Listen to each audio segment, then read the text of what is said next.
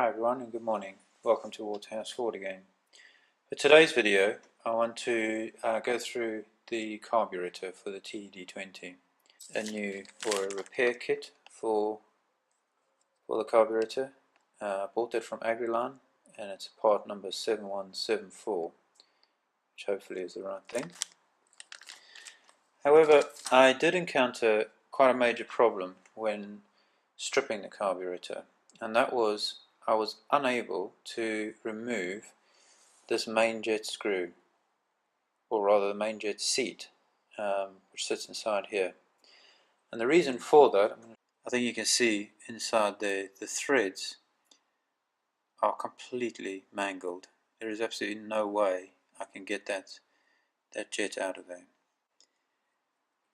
So what I've done is I've purchased another carburetor. This is obviously a used one, second-hand one, and I've not yet opened it, but I'm hoping that the thread inside here is going to be in much better state and that we'll be able to make a good carburetor out of these two.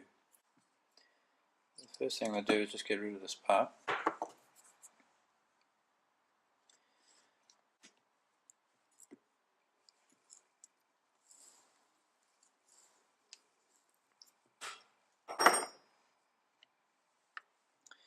Now obviously this will all have to be cleaned up once we get it all taken apart.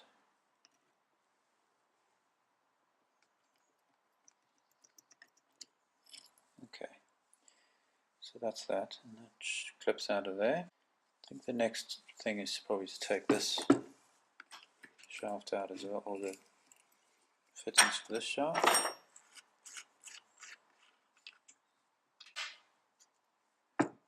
Again, we've got a nut, a little spring washer, and then you've got this kind of brass plate which sits on here, and you can see there's a spring that sits behind there, and that gives you your return on what's effectively the choke throttle. There we go. It's very mucky, but that's easily cleaned. So we've got that spring. There's a little brass bush, and now we need to remove the butterfly, and then that shaft will come out. I'm using this Metabo set of screw bits, screwdrivers and various other bits. They're really good quality, and what I really like about them is that the precision, especially on the slot screws, screwdriver bits, is really precise, and it seems to work really well. There it comes. Oh my. That screw is seriously damaged. And you almost can't see the head on that screw. So I may have to drill that out, but we'll see how we go. So the first thing I want to do, I'm going to try and use a little pick, see if I can just clean it up a bit and see if I can find what would have been the head.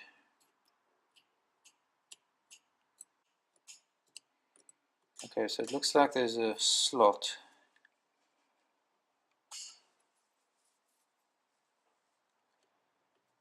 I can't see a star pattern.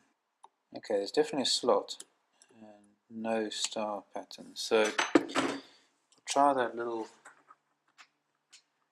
before again and see if we can loosen that one without damaging anything.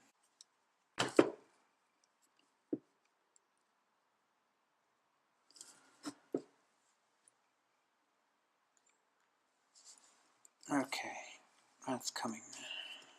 There we go. Sometimes you just have to be a little bit cautious, patient,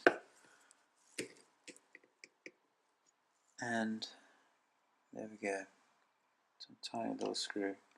It's not in great shape, but we can get that, hopefully we can get that cleaned up and get that.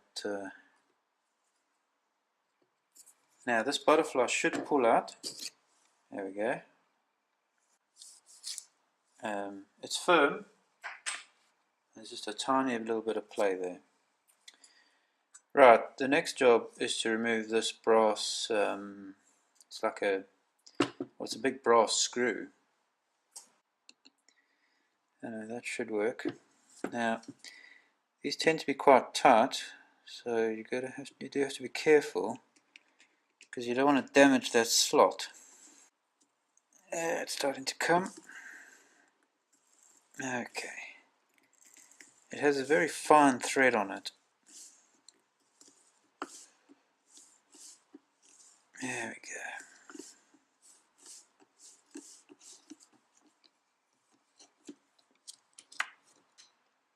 go. There we are. Now that basically goes through,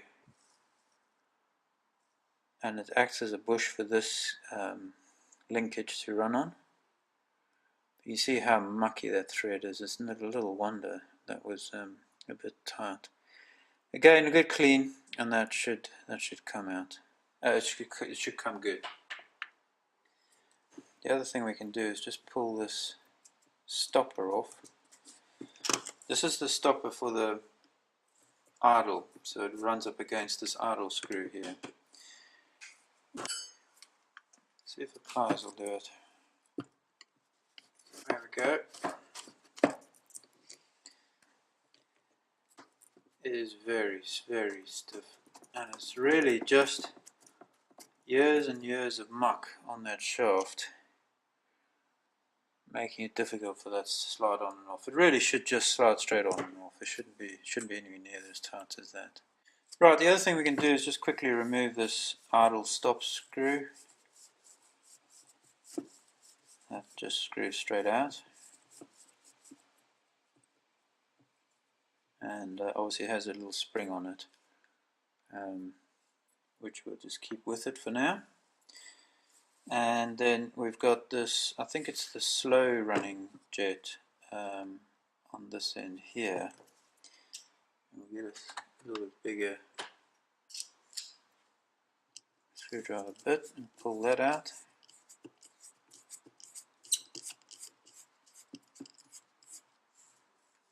Okay, so oh no, that's very, very mucky, and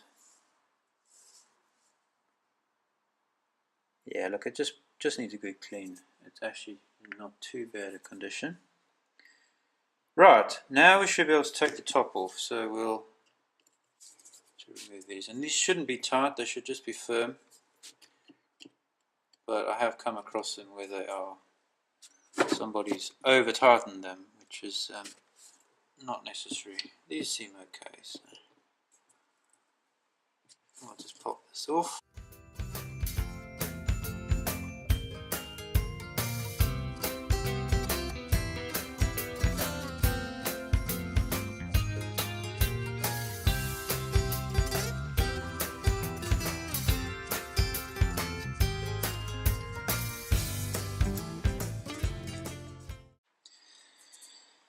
Right, so now the carburetor should come apart. It might need a bit of encouragement. No, there we go. That's good. Excellent.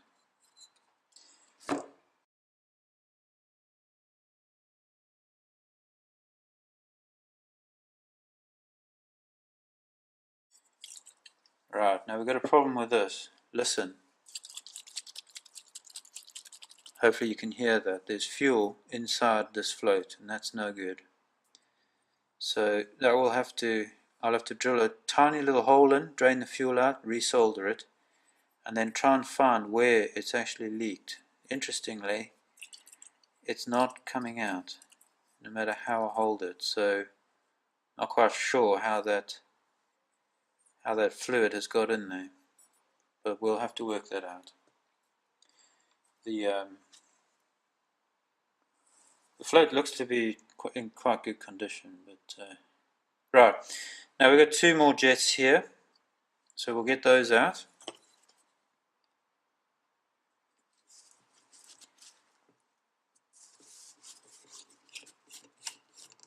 This one, I believe, is the fast running jet, so that's it's got a long stalk on it. and it's pretty clear, but could do with a good clean. And then this one, I believe, is the slow running jet. Don't hold me to this, by the way. And there we come. Let's get this gasket off, actually. Get that out of the way. Alright, that's that little one. And again, nice and clear. Right. So that's pretty much it. I think this Venturi can come off as well. I'll have to have a closer look at that later. Right, now this jet, this is your main fuel air mixture jet, and it sits all the way down into the, the needle, this is the needle, sits down into that jet, which sits over here. And you've got these kind of locking nuts here. Let's see if we can get those. Get a lock nut. Okay, and now the main jet will unscrew, or the needle rather will unscrew. And that comes all the way out, and you can see that's the needle that goes down into the jet. Now, the million-dollar question, what's the status of this thread? That feels pretty good. Okay, it's got a little washer on there. And, oh yeah, so that thread looks good. There's a lot of corrosion in there. So we're going to get that cleaned up first as best we can before we try and remove that jet. This needs cleaning inside there. And what's missing on this carburetor is the drain tap. But luckily we've got a good one on the other one. I'm going to show you the removing of this butterfly.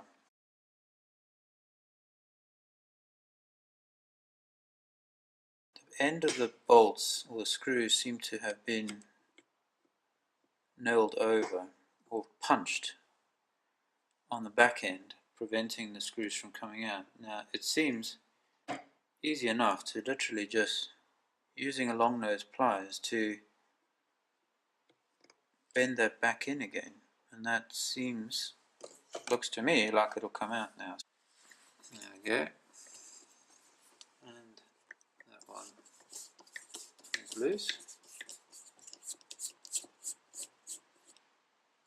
Let's do the other one. And I think the trick here is make sure your screwdriver is properly squared inside the head of the screw, in the slot properly. Put a reasonable amount of downward pressure and just twist it off, and that seems to work. The worst thing that can happen is if the screwdriver slips inside the head and basically damages that slot. That would make it very difficult, or more difficult, to get that screw out. But yeah, that seems to have worked. So now we should be able to grip that butterfly, pull it straight out. There we go. And now the shaft should just slide straight out, just like that. And that's it basically. So that is the top now, completely dismantled. Now the other thing is there's a little, what do you call it, almost like a Welsh plug in there. Unfortunately they don't come in the kit, and I don't understand why, because in theory you should replace those every time. I'm going to see if I can find a replacement Welsh plug, because I would much rather pop that out and just replace it, just to be safe. Just a little update on the removal of the jet. This one seems to be just as awkward as the other one, and it certainly doesn't want to come out easily. So what I think I'm going to do is I'm going to put this in the bath, let it soak for a bit. I may even put it through the ultrasonic cleaner, and get the whole thing cleaned up first, and maybe that will help just release that a little bit. So that's it. The cleaning process will take a few days, and when that's complete, we'll come back and we'll put the whole thing back together. Hope to see you in the next video, and if you like what you see, please subscribe to the channel. And of course, if you've got any comments, any suggestions, then we'd love to hear from you in the comments below. Thanks for watching, and see you all soon.